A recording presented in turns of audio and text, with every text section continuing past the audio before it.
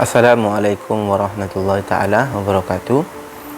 Alhamdulillah, wassalatu wassalamu ala rasulillah wa ala alihi wa sahbihi wa mawalah wa ba'd.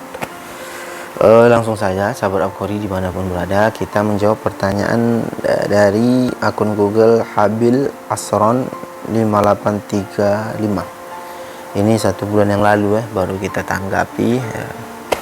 Dan kadang kami lambat menanggapi, kadang komentar itu, pertanyaan itu jauh tertinggal, jadi kami tidak menjumpai lagi gitu kan. Sekarang kita langsung baca pertanyaan dari saudara Habil. Bagaimana kalau istri yang meninggal duluan?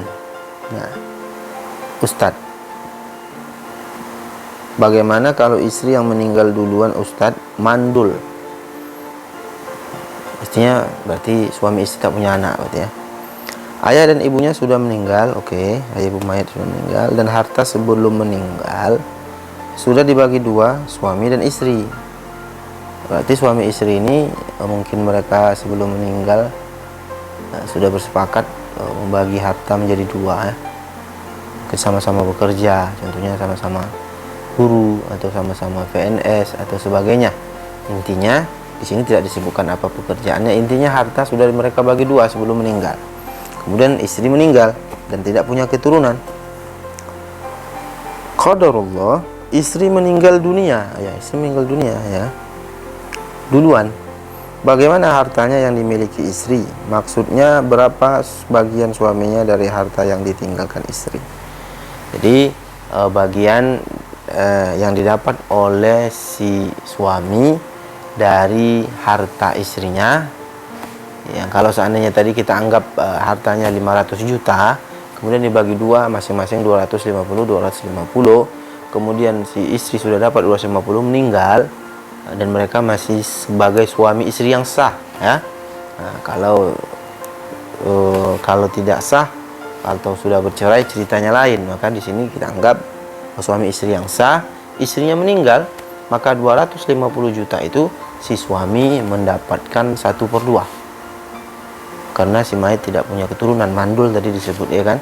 Si mayat yang perempuan ini tidak punya keturunan, maka ketika dia meninggal suaminya mendapatkan bagian 1/2.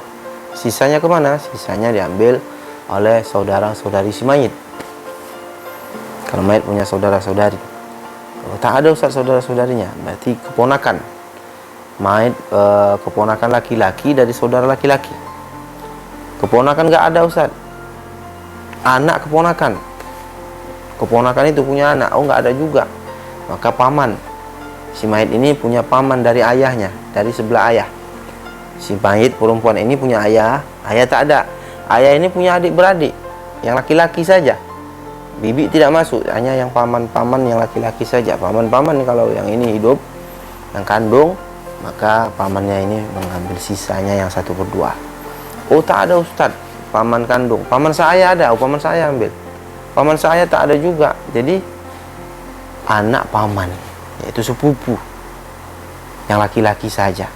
Kalau paman kita punya anak yang laki-laki, maka anak ini yang dapat bagian 1/2 ini. Oh tak ada juga, maka anak laki-laki paman ayah. Kandung tak ada, sepupu kandung tak ada, sepupu seayah.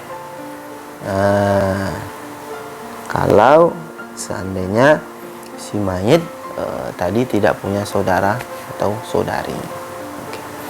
Mungkin itu saja yang dapat kami sampaikan. Kemudian kalau kita lanjutkan, kalau seandainya Ustadz sudah tadi ada anak paman tak ada juga, terus ke bawah paman itu punya anak, anaknya nggak ada, terus ke bawah nggak ada juga, maka di sini setelah itu maka ahli warisnya adalah zawil arham.